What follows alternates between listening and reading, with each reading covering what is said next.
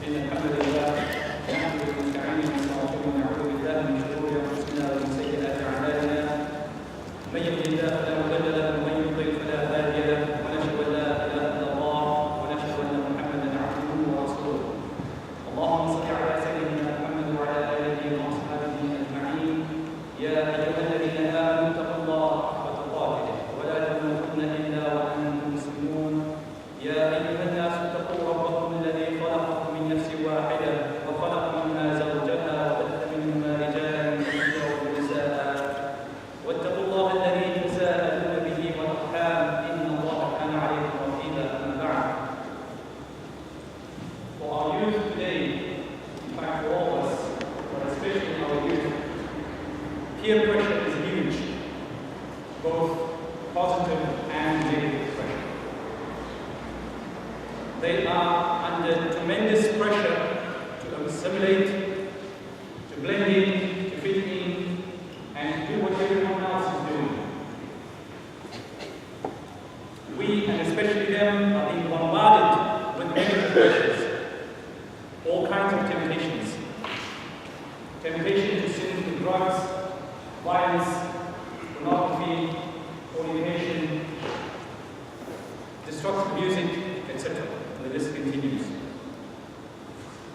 Sins that are being promoted predominantly negatively by popular culture, whether it is TV, films, music industry, and the internet.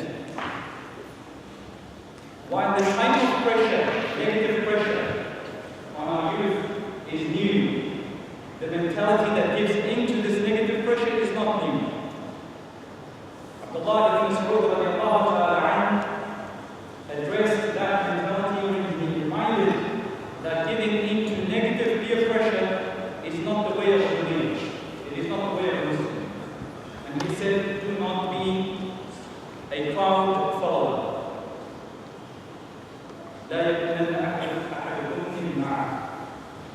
The companions who were with him asked, what is a crowd follower?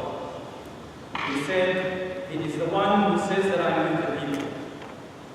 If they are on the right path, so will I. If they go astray, so will I. This mentality is called herd mentality. And again, it does not fit the belief. We need to think for ourselves what it is we are doing. Who are we following? Our moral compass, the moral compass of the believer, does not change, does not fluctuate with any new fashion, new trend, or new fad. It remains resolute.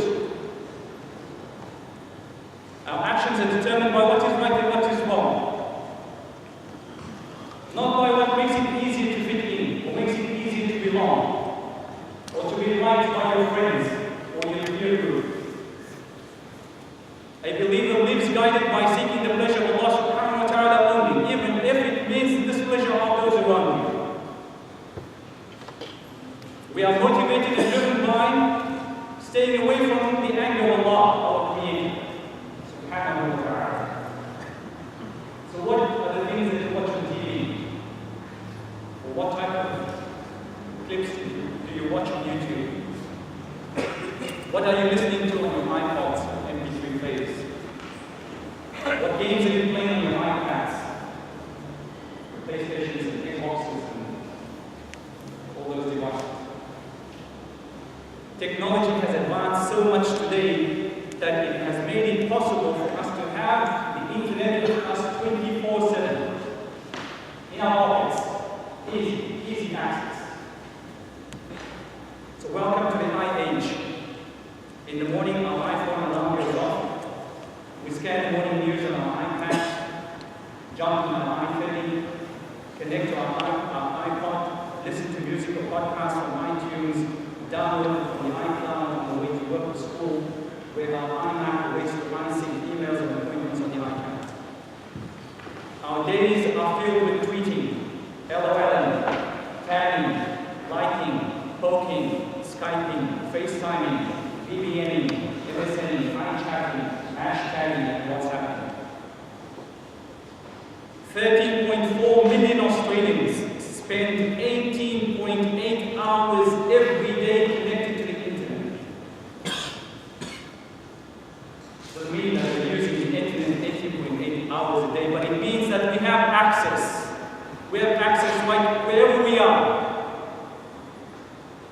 No doubt the internet is a great tool, a valuable source of information.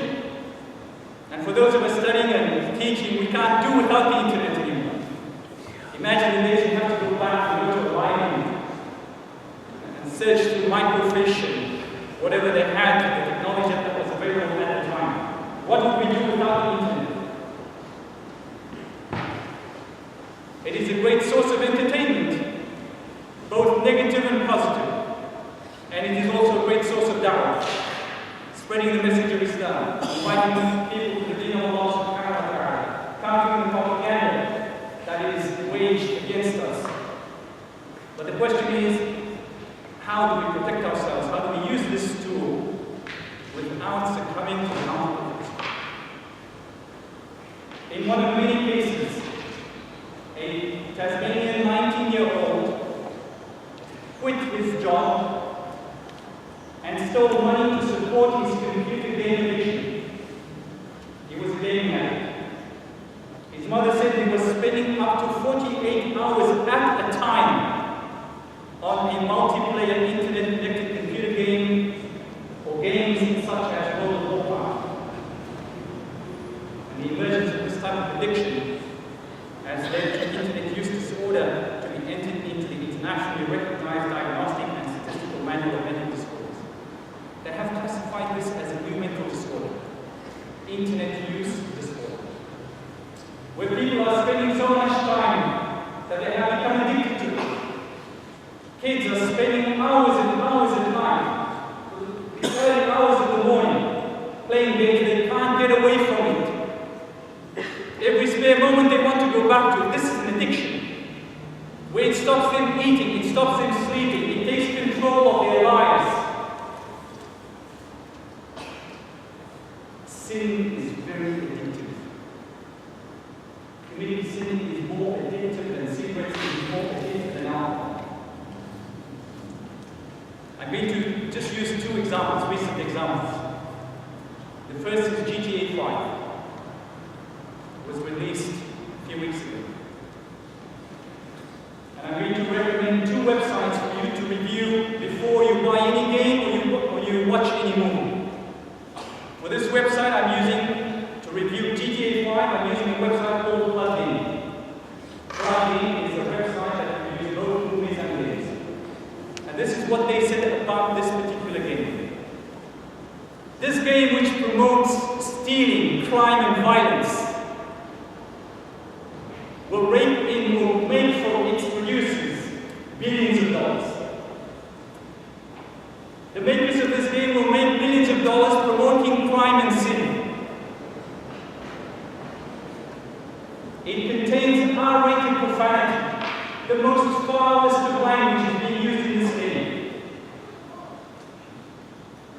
Violence, wanton, illogical violence, senseless violence is being promoted. Violence against the authority, no respect for the police. Women, streetwalkers, promoting themselves on the street, promoting cyber zina. Gamers are committing cyber zina.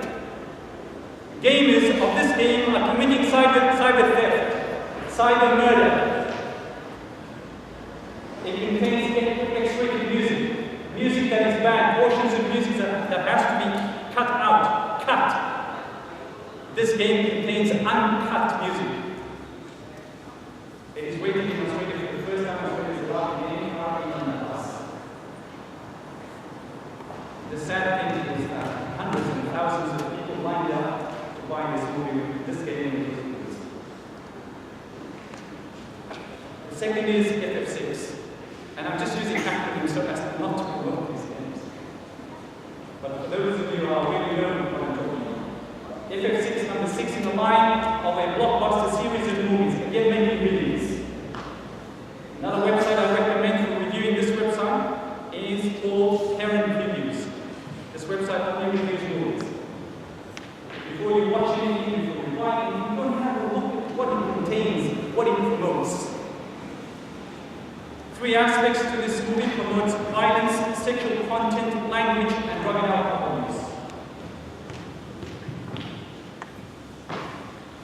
Dress code, when we talk about sexual content, compared to what we value and hold true. Suggestive comments and innuendo. Alcohol, one of the most dangerous drugs in the world today, promoted by characters in this movie. So these are just two examples. FF6 was released in May. I had students in my school who couldn't wait to go and watch this movie.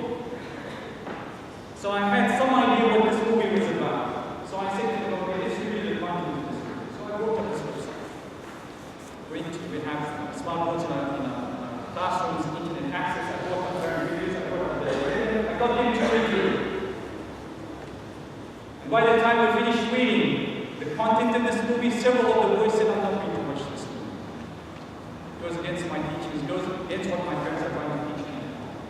But parents have no idea what their kids are playing, what their kids are watching. Parents think an iPod is an MP3 player. They have no idea that it has Wi-Fi connectivity. So the iPod stays with the child all night. And the parents have no idea what the children are doing with their iPods, staying up all night, playing games, watching movies. In 2011, the American Academy of Child and Adolescent Psychiatry wrote, studies of children exposed to violence have shown that they can become immune or numb to the horror of violence, imitate the violence they see, and show more aggressive behavior with greater exposure to violence. No wonder our youth today are so aggressive, looking for a fight, picking fights every opportunity they get, unable to control their anger, control their tempers. Children and adolescents can become overly involved and even obsessed with video games. Spending large amounts of time playing these games can create problems and lead to, this is called from the academy, poor social skills. They're spending so much time with these games they have no idea how to interact socially. You cannot grab his attention for more than a minute. Time away from family. It takes time away from family. It takes time away from their schoolwork. Take time away from their studies. No wonder lots of these kids that are addicted to games are failing in school, failing in university. And as a result, they have lower grades. And they're also reading less. They're exercising less and becoming more weight. Because most of them end up eating in front of the screen that they're engaged with. The screen that they have been involved with, hypnotized by. There's a new term for these teenagers, they're called screenagers. They're spending most of their wakeful hours in front of a screen. They are not playing outside anymore. They're not playing with their friends. They're not playing sport anymore. So what are some of the tips? This is from the academy. Tips for parents and for those people like you who are concerned about this problem. The first is you need to check the reviews. Don't be a blind follower. Don't be a blind consumer. Be a selective consumer. You are just like you are selective when it comes to the food that you eat. You want to make sure that you comply with the food regulations stipulated by your faith. You go out of your way to make sure that you do that. And what are the things that you're feeding your eyes? What about that nourishment you're feeding your ears, feeding your heart? Should we not be as selective and careful with that as well? We should. So go to these two websites that I recommended and our fields and review. Be selective. And if it does not, if it contradicts with your value system, then don't watch it. Don't buy it. Don't play it. And if you have kids, watch and play these games with them so that you can understand after the review still what it contains and what it's about. And then set rules for yourself. Especially when it comes to time management. Set times when you need to use these things. Because otherwise it will consume your life. If you don't regulate it and you don't have self-control and self-discipline, you know you have a problem when you start checking your messages in the bathroom. Then you know you have a problem. So what I suggest is don't even take it with you. If you're at home, don't take it with you. Have times so when you have the thing with you, put it aside, turn it off at time. For example, in my case, after 8:30, 9 o'clock loss, that's it, I'm done with my phone. People know I don't answer calls after 8:30 at night. The same thing with emails and messages, because sometimes you read your email and it's an upsetting email. So now affects your whole sleep. Because now you're thinking about that email, how you're going to respond the next day. So set a time when you're going to wind down, do your adhkar before you sleep. Allah subhanahu wa ta'ala says in the Quran, وَمِنَ النَّاسِ مَنْ يَشْتَرِي لَهْوَ الْحَدِيثِ لِيُضِلَّ عَنْ سَبِيلِ اللَّهِ بِغَيْرِ عِلْمٍ وَيَتَّخِذَهَا هُزُوًا أُولَٰئِكَ لَهُمْ عَذَابٌ مُهِينٌ. Allah says, but there are among people those who buy, who purchase لَهْوَ الْحَدِيثِ, idle talk, without knowledge or meaning, to mislead people. That is the objective. لِيُضِلَّ عَنْ سَبِيلِ اللَّهِ, to mislead people from the path of Allah subhanahu wa ta'ala, and to throw ridicule on the path. As such, there will be عَذَابٌ مُهِينٌ, painful punishment, humiliating penalty. So what is lahw al-hadith?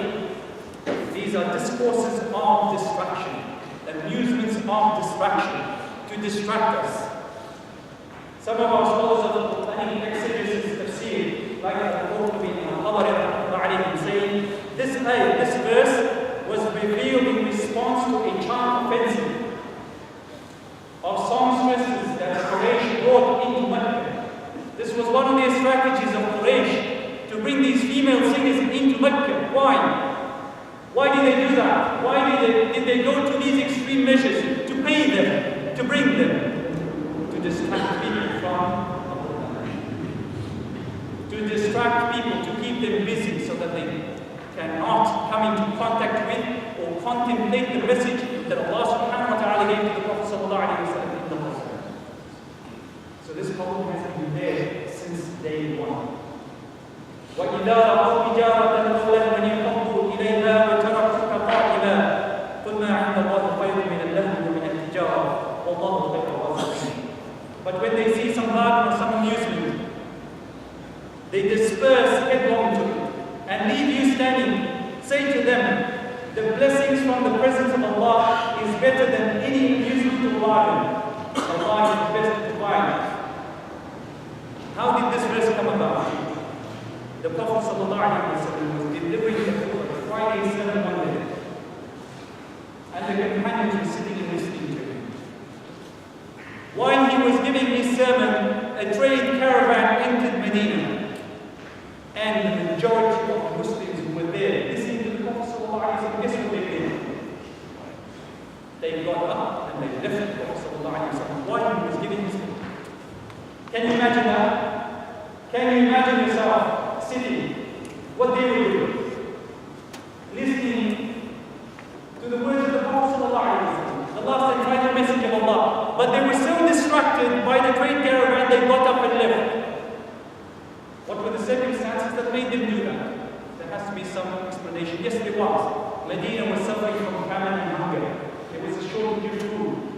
So people were thinking, really, they were thinking with their stomachs. They were not thinking with their hearts and their minds. But Allah subhanahu wa ta'ala, even in that situation, there were only very few companions who stayed with the Prophet sallallahu alayhi wa sallam and continued listening. Allah subhanahu wa ta'ala sent this ayah to remind them, don't be distracted. What is with Allah and His Messenger sallallahu alayhi wa sallam is better than what trade or some amusement or some bargain that you're going to go for. The trade caravan, when it was coming, they used to play the tambourines to make the announcement that the caravan is here. So people could hear it, so they were distracted by that. Allah subhanahu wa ta'ala is saying, He's the one who provides. Don't worry, Allah subhanahu wa ta'ala knows your situation. Allah will still provide for you. All you need to do is just be patient. Just wait until the message sallallahu alayhi wa sallam is finished, and then you can go. As Allah subhanahu wa ta'ala says in the Jumm'ah, come to the Jumm'ah, but after that, go and do your trade.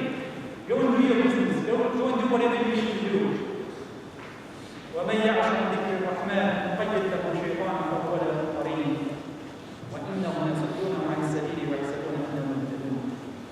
And whoever turns away from the remembrance of the most beneficent, we appoint for him shaitan to be a qareen, an intimate companion to him.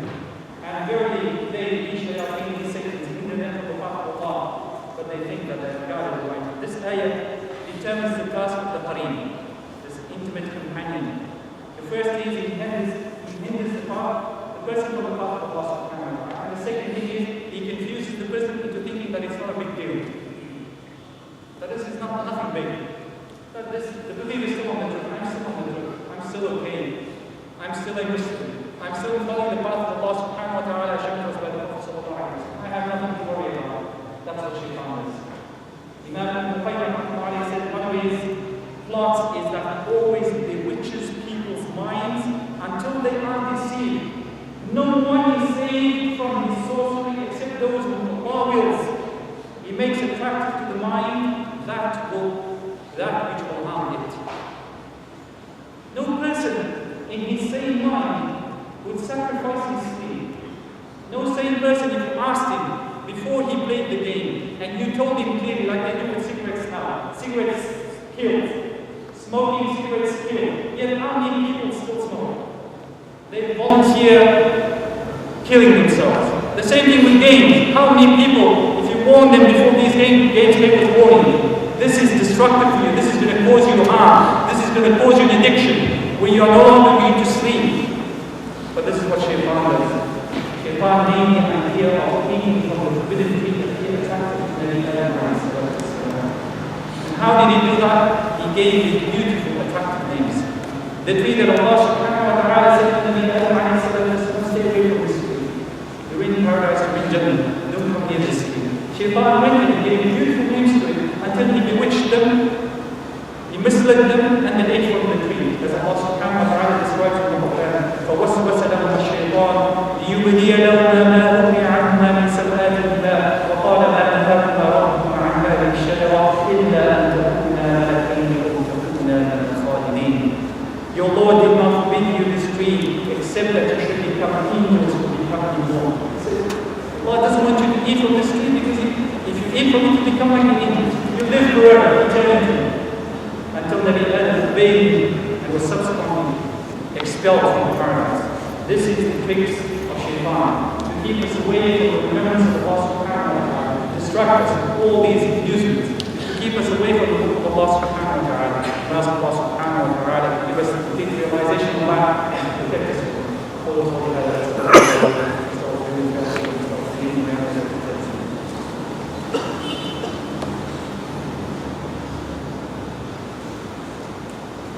الحمد لله نحمده ونستعينه ونستغفره ونؤمن به ونتوكل عليه.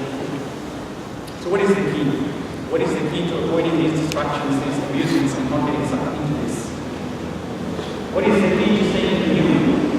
Developing that self-resistance, that self-discipline, and self-control.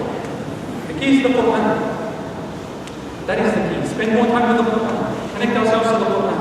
Allah subhanahu wa ta'ala says, Allah la ilaha illa huwa al-hayyul qayyum. نزل عليك الكتاب بالحق مصدقا لما بين يديه وانزل التوراة والانجيل من قبل هدى للناس وانزل الفرقان. Allah, there is no God but He, the ever living, self-subsistent. He has sent down upon you the book of truth with the truth as a guidance unto people, and as the Quran, the criterion to distinguish between what is right and what is wrong. Without the Quran, we are lost. Without the Quran, we are easy prey for Shaitan. Easy. Shaitan will mislead us. We need to spend more time. We need to make the Quran an important force in our lives. We need to read it. We need to study it. We need to implement it. And we need to do so as shown to us by our beloved Prophet Muhammad sallallahu alayhi wa sallam. Aisha radiallahu ta'ala anha was asked about the character of the Prophet sallallahu alayhi wa sallam. She said, كان خلقه القرآن. His character was the Quran, meaning that he imbibed everything of value, principle, and teaching into himself. So that's what we need to do. We need to study the Quran and we need to follow the example of the Prophet sallallahu alayhi wa sallam. But if we continue to ignore the Quran, if we continue to belittle the importance of the Quran, if we spend less and less time with it, but instead center our minds on distractions and amusements, then we will have very little defense against Shaitan and we won't have ourselves to blame. So we ask Allah subhanahu wa ta'ala to give us the strength to recognize that. We ask Allah subhanahu wa ta'ala to give us the strength to self-control, self-discipline, to increase our connection with Allah.